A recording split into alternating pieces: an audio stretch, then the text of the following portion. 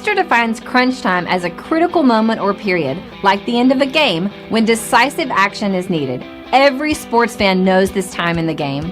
Your palms sweat just a little more, your heart races just a little bit faster, and you live and die with every play until the final seconds tick off the clock and you're either celebrating a victory or disappointed by the defeat. The team at Crunch Time Sports Advantage Network understands just how critical these moments are. For us, it begins as soon as the next set of games are on the board. We evaluate the opening lines and any breaking news throughout the week. We cover each game inside and out, whether it's from inside the locker room to a huddle down on the field, the court, or the ice. We take you inside the meeting room with scouts, coaches, and executives. We have our fingers on the pulse of all the sports that we cover: the National Hockey League, NBA, college basketball, college football, and the National Football League. We are the Crunch Time Sports Advantage Network, and we're here to help you find your sports advantage. After all the data has been crunched, we then turn it over to Kenneth for the best analysis around. His unique perspective in both understanding the data and how it applies to the game and how you win is the Crunch Time Sports Advantage. Are you ready? The Crunch Time Jet is fueled and ready for takeoff, and the Crunch Time Express is about to leave the station.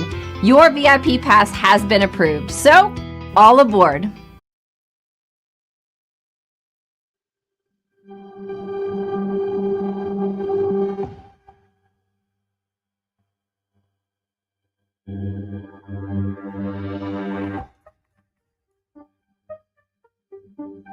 Welcome to the 2024 College Football Team Autopsy Report.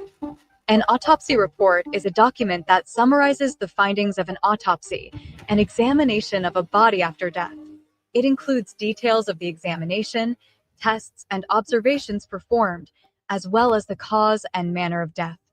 Just like a real autopsy report, the Crunch Time Sports Advantage Network College Football Autopsy Report examines a team's body of work after the season has concluded. This report includes a review of the team's season win total and whether they met expectations, key offensive, defensive, and special teams metrics that shaped the season, a deep dive into coaching decisions, including situational play and fourth down aggressiveness, a final season grade, evaluating execution, performance in key moments, and consistency, the final verdict, analyzing what went right, what went wrong, and what must be fixed for 2025. With the 2024 season in the rearview mirror, it's time to examine the patient. To present the findings, we have called in our Chief Medical Examiner and Senior Analyst, Kenneth. And welcome into the Crunch Time Sports Advantage Network Team Autopsy Report. Ladies and gentlemen, we have the Michigan Wolverines on the autopsy table for this episode, and I got you for the next 27 minutes, so let's not waste any time. For our YouTube, for those watching on YouTube, we're streaming this on our Twitter handle at CrunchTime VIP. I want to say thank you for joining us. For those of you that are listening on your favorite podcast platform, thank you for joining us as well.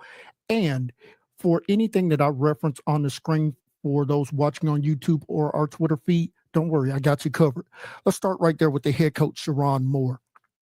First year as the full-time head coach there at the University of Michigan, 7-5 in the regular season. We'll talk about what we saw from this team as they transition, not only from Jim Harbaugh to Sharon Moore, but having that veteran offensive line there at the University of Michigan for the better part of 3+ years, and then seeing that offense transition the way that it did. I think we're going to have some interesting thoughts here on the Michigan Wolverines from 2024. So let's go ahead and get into the data here, and we always start with the season win total. Now, folks, the season win total for the Michigan Wolverines was 9.5. A little over aggressive by our friends in the desert, and looking at the fact that Michigan came up 2.5 games short of that expectation leads me to think that there was much more confidence in Michigan by the bettors and the books than what should have been coming off of that national championship year. Now, we'll take a look at our in-season composite win total. three very unique but highly predictive statistical numbers that we look at. And we had a season win total for the Wolverines at 6.3. So they were able to exceed our expectations by, let's call it a game there. So I think once we pull up their information on the screen, be able to find that game that they won, that maybe we would have gone the other way from just a pure data standpoint. Speaking of data, got to talk about the schedule here. Two parts of that coin that we look at: your strength of schedule and your strength of record. When you play in a conference like the Big Ten, now over expanded, you really are only going to control about 20 to 25% of your schedule. Basically, your non-conference schedule. Your in-conference schedule is going to be a pure luck of the draw for all of these 18 teams that now make up this conference. The second part of the equation is your strength of record. Basically, we're looking at your opponent's winning percentage there. Did your opponents win a lot of games or not so much? Let's take a look at the Wolverines here. 0.601. Folks, that was the 7th toughest schedule in college football last season. And then when we look at their strength of record, 0.653, that was the 5th best or most difficult, if you want to look at it that way, in college football last year. Remember, we had 134 teams. So when you're playing a schedule inside of the top 10 for both of those metrics, the Wolverines played an absolutely gauntlet of a schedule. And for them to be able to get 7 wins out of that may be a little bit more impressive than what appears on the surface. All right, we're going to go to our first slide here. And what I'm looking for here is, first and foremost, what was Michigan's opponent's records last season? And we're going to start right there with Fresno State, 6-6. The Texas Longhorns were 11-1 in the regular season. Arkansas State was 7-5. Southern Cal was 6-6. Minnesota was 7-5. Washington Huskies were 6-6. Illinois was 9-3. Michigan State 5-9. Oregon 12-0. Indiana 11-1. America's team absolutely getting it done in the regular season. Northwestern was 4-8. And then, of course, the rivalry game with Ohio State, with the Buckeyes ending the regular season at 10-2. When you look at Michigan's schedule, the top 4 teams in the Big Ten, the Michigan Wolverines played all 4 of them, with the exception of Penn State, but not getting Penn State. They played Texas out of conference. So you play 4 out of the top 5 teams in your league, and you put an 11-1 Texas on the schedule. That's why that strength of schedule and strength of record was as high as it was. Now, let's talk about the quality of defenses that this Michigan Wolverines team went up against last year. And what we're looking for is how many teams were inside of that top 68. The reason we use 68 is because that's how many Power 4 teams we had in college football last year. So let's roll through it. Texas, second best power ranked defense in college football for us last year. USC was 38th. Minnesota was 18th. Washington was 43rd. Illinois was 54th. Michigan State was 63rd. Oregon was 10th. Indiana was 27th. And the Buckeyes were our number 1 power ranked defense in college football last year. Said I would be able to find the game that they won statistically that they probably should have lost. Folks, take no further look than at the end of the season when they played Ohio State, winning that game 13-10. Sometimes it's not always the data. Sometimes it's just the scoreboard. So we'll look at an average power ranking for Michigan's defensive opponents of 43. You're talking about a defense that would probably be on a 8-4 team, possibly. Now, let's go through the data. Okay, for the offensive categories, I'm going to give you the NCAA average in that category. I'm going to give you Michigan's team data point in that category, and then I'm going to give you our adjusted number for that category. When we get to the defense, I'm just going to give you Michigan's accounting number for that category and then our adjusted number. So the average team last year scored 28 points per game. Michigan, 22.3 points per game. When we adjust for opponent, does go up to 25.4, but still about a field goal below what the average team was scoring last year. Now, the passing game, and this is where the Wolverines absolutely struggled. Average team last year, 227 yards per game passing. The Wolverines were at 134 yards per game. Now, when we adjust that, we do get a slight bump up there to 156. That has a lot to do with the quality of opponents that they face. So we're going to see some of these numbers adjusted up based on the quality of opponents that they faced. Average team ran the ball for 160 yards per game. The Wolverines were right on that number at 160.7 yards per game. Again, when we adjust for opponents, we're looking at an offense that would have rushed for about 186 yards per game. So a 25 yard per game improvement there over their raw accounting numbers. And finally, total offense per game. Average team about 387 yards per game. The Wolverines accounting stats say that this was an offense that was about 294 yards per game. When we adjust for opponent, we see a 48 yard per game improvement to 342 yards per game. Still 40 yards short when we adjust for opponent. That tells you how much this offense for the Wolverines really struggled last year. And speaking of some of our advanced metrics here, we're going to look now at average drives ending with a score, either a touchdown or field goal. The average team last year was at 40%. Wolverines, 44.4%. So a little bit better than the average team in that category. Drives ending with a touchdown. So instead of just putting up 3, you're putting up that 7.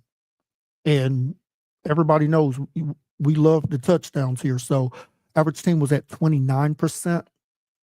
Michigan right on that number at 29%. And then third down conversions.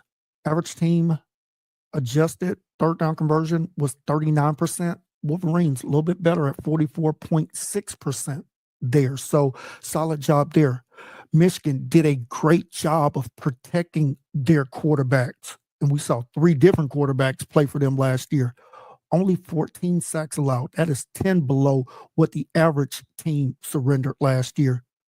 However, 19 turnovers. So your quarterback not turning the ball, your offense not turning the ball over absolutely negates the fact that your offensive line did a really good job of protecting the quarterback. And like I said, we saw 3 quarterbacks play. Alex Orji, probably not a Division I or at least a Power 4 quarterback. Davis Warren, 9 games last season, only completed 64% of his passes, less than 1,200 yards in those 9 games, 7 touchdowns, 9 INTs.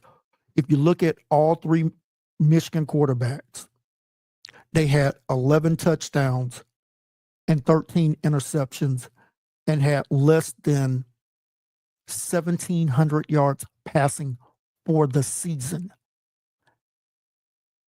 You're talking about a pass offense that averaged about 129 yards per game pass.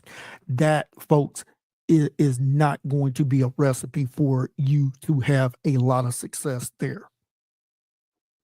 Now, let's get into our final numbers here, and that is our 3 E's. How effective, explosive, and efficient was your offense last year? The Wolverines, 51st in effective offense. 95th in explosive plays. That means this team could absolutely not get any big plays, whether it was in the run game or the pass game. And as far as efficiency goes, 64th out of 134 teams. The Wolverines ended the regular season as our 70th ranked offense in college football. Certainly not getting it done. Let's flip it to the defensive numbers here. And again, we're going to look at that baseline of 68. We want to know the quality of offenses that this Michigan Wolverine defense played last year. So Texas, 6th best power ranked offense for us last season. USC was 27th. Minnesota was 58th. Illinois was 45th. Oregon was 11th. Indiana, 3rd best power ranked offense for us last season. And then Ohio State, 8th best. You're talking about 7 of Michigan's opponents inside of that top 68, but that's offset by 4 opponents outside of the top 90. You're looking at a Fresno State team that was 98th, Arkansas State 110th, Michigan State 103rd, and Northwestern 101st power ranked offense. You're looking at an average offensive power ranking for Michigan's opponents at 54. That's a team that's probably about 6-6, to be honest with you, maybe even 5-7. So this Michigan defense did not face a lot of quality opponents, and that's despite facing 4 opponents that were inside of the top 15. Like I said, when you play that many teams outside of the top 90, it's absolutely going to drag that number down as far as how good were the opposing offenses that you face on a week in and week out basis.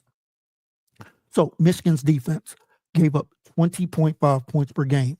And when we adjust for opponent, we do see that number go down even further to 17.6. So excellent scoring defense there for the Wolverines. Pass defense, 218 yards per game. When we adjust that for opponent, goes down to 178. So the pass defense for Michigan was really solid for most of the year last season. And then the rush defense. This has been the Wolverines calling card for a few years now. We saw it again last season, 92.6 yards per game on the ground allowed. When we adjust for opponent, we do see that number creep up about 22 yards to 115 yards per game, but still well below the NCAA average last season. Total defense, the Wolverines surrendered about 311 yards per game to their opponents on offense, about 60 yards better than the average team gave up last year. When we adjust for opponent, that number dips below 300, down to 293 yards per game. Good job there by that defense. Let's get into the adjusted numbers a little bit. Their opponents' drives ending with a score, touchdown or field goal, 30%.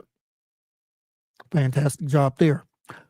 Their opponents' drive ending with a touchdown, 18%. Again, 11 points better than percentage points better than the average team last year. Now, here's the thing that kind of threw me off a little bit. Michigan's third down defense, 40% conversion rate by their opponents. So a little bit worse than the average team last year, but not by much. This team did a really good job of getting after the opposing team's quarterback, 31 sacks in the games that we tracked. Also did a fantastic job there on fourth downs by their opponents. 11 attempts, only 5 conversions. You're looking at a conversion rate for their opponents on fourth down of 46%. Again, well below the average there, and did a decent job of turning over their opponents. 15 turnovers forced last season.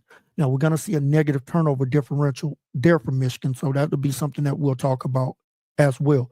Now, let's take a look at the 3 E's for Michigan on defense. 42nd in effective defense, 12th best defense as far as not allowing explosive plays, and 20th in efficiency. The Wolverines did not have a problem on the defensive side of the ball. NFL draft showed us that. 22nd ranked defense for us in 2025. Let's talk about the special teams, and then we'll get to the coaching and situational play. As I mentioned, -4 in the turnover differential. You're not going to win a lot of games when you're turning the ball over more than what you're forcing your opponents into. When we look at the punting unit, also a disappointment. This team averaged about 4 punts per game, but only 40.7 yards per punt. That ranks 106 out of 134 teams last year. So special teams, strong kicking, weak punting there for the Wolverines.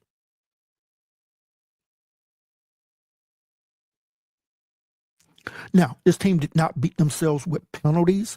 You're talking about 4.1 penalties per game. That's about 2 less than the average there, and only 40 yards of penalty yardage. That is a team that is well coached, fundamentally sound from that aspect of it.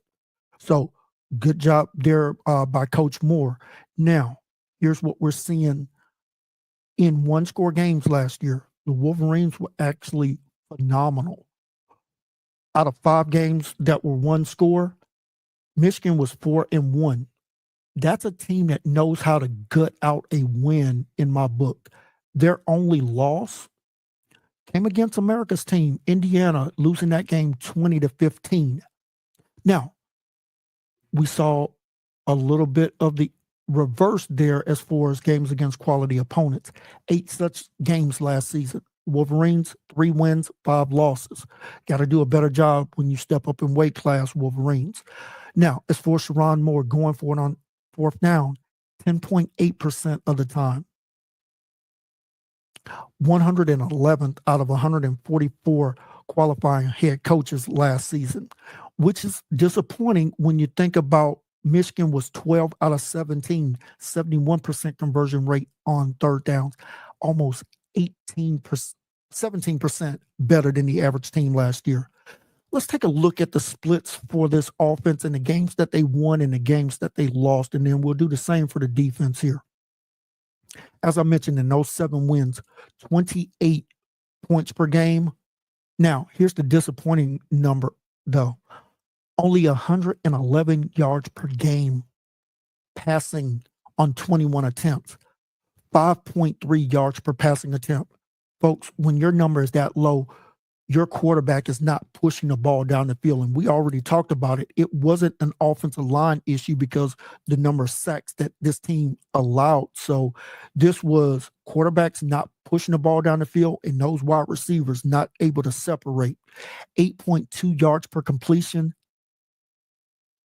I can't help but say it. That's horrible. I mean, you're talking about for really elite offenses, yards per completion in their victories are hovering around that 12.5, 13 yard per completion number. So something to chew on there. Now, what Michigan has hung their hat on the last few years is their ground game. And in those 7 wins, 39 rushing attempts per game for 198 yards, 5 yards per rushing attempt. We take no issue with that production, and that's probably why you didn't see this team attempting a lot of passes and being successful in those victories. You're talking about a team that converted, I should say, 51% on 3rd downs, 83% on 4th downs, 5 out of 6 there for Michigan in those victories. Did commit 10 turnovers there in those 7 victories. In their 5 defeats, you're talking about less than 14 points per game. Now, the passing yardage goes up 100 to 165 yards per game on 29 attempts. Still 5.6 yards per passing attempt, 9.8 yard per completion. Here's where Michigan struggled. The run game, only 32 run plays per game, but now the yardage goes down almost in half. Just 108 yards per game rushing in those 5 defeats, 3.4 yards per rushing attempt. When Michigan stepped up in weight class, couldn't get the ground game going, and that passing game absolutely struggled. 32% conversion rate on 3rd downs, 64% conversion rate on 4th downs, and 9 turnovers in those 5 contests. I think we may not see the same big swing by their defense here. Let's take a look. Okay, so in those 7 victories, the Wolverine defense was giving up 15.6 points per game. Their opponents, 211 yards passing per game on 36 attempts, 5.8 yards per passing attempt, 9.8 yards per completion. Run game was absolutely shut down by those two big war daddies there, both now in the NFL, Mason and Kenneth Grant there. 64 yards per game is what they allowed on 27 rushing attempts, 2.4 yards per rushing attempt. Like I said, shut the ground game down completely. Their opponents converting on third downs, just 38%, did convert 4 out of 8 for 50% on fourth downs. But this Wolverine defense forced 12 turnovers in those 7 victories. In their 5 defeats, the Wolverine defense surrendering 27 points per game. Their opponent's passing yards goes up slightly to 228 yards per game on 30 attempts. So about 6 fewer attempts, about 17 more yards, 7.6 yards per attempt, 12 yards per completion. The ground game absolutely was chewed up a little bit more. 132 yards on 34 attempts. So about 7 more run plays for their opponents, 132 yards. That's still quality defense for me. So let's see if we can't find the outlier for their defense. And here it is. Opponents converting 50% on third downs and 1 out of 3 on fourth downs. Only forced 3 turnovers in those 5 defeats. So we see offensive struggles and a defense that could not get off the field on third downs. Recipe for losing games, without a doubt. All right, so we talked about what went well for this team when they were winning. Let's talk about a little bit more as far as what went wrong, and then we're going to get to the final grade and the final verdict. What went wrong for the Michigan Wolverines? Inconsistent quarterback play, an ineffective passing game, and lack of big plays on offense. Folks, that's going to lead me right into the final verdict for the Wolverines.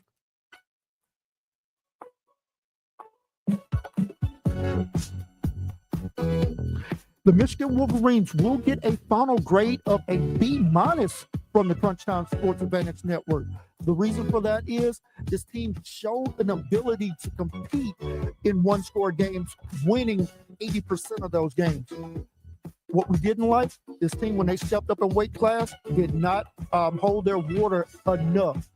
3 wins, 5 losses. Got to find a way to get more of those victories in those high-pressure games there. All right, the final verdict for the Michigan Wolverines. The Michigan 2024 season was a complete roller coaster, marked by early inconsistencies, but culminating in an impressive win over top-tier opponent and rival Ohio State. This team's ability to regroup and secure significant wins highlighted the foundation of their resiliency and potential. However, to ascend back to championship contention, the Wolverines must address those offensive inconsistencies and reinforce their defensive strategy. And folks, in my final minute and a half here, I'm going to give you 3 important keys for the Wolverines in 2025. 1, enhance that offensive consistency. That starts with the quarterback play.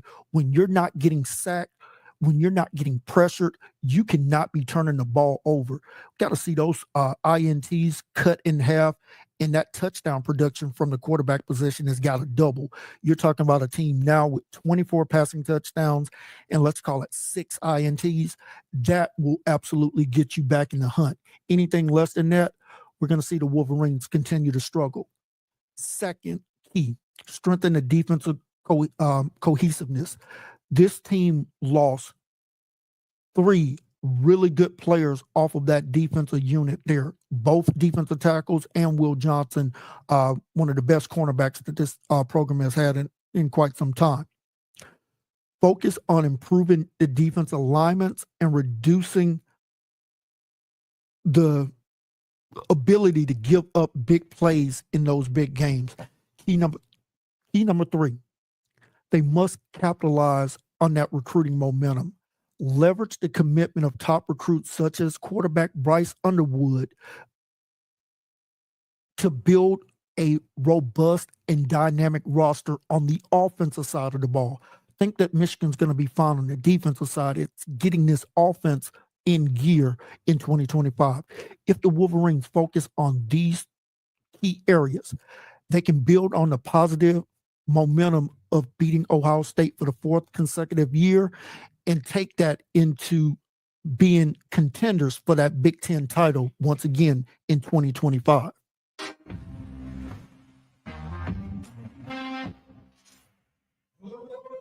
Thank you for tuning into this podcast. We hope you enjoyed today's episode and our deep dive into all things college football. Don't forget to subscribe, rate, and review the show on your favorite podcast platform. And if you're watching on YouTube, be sure to like this video and hit that subscribe button. You can follow us on Twitter at CrunchTimeVIP for updates, insights, and more content. And make sure to visit our website at CrunchTimeSportsAdvantage.com for in-depth blogs, game previews, and information about our Crunch Time Express handicapping packages. Thanks again for listening, and we'll see you next time for our next patient on the 2024 College Football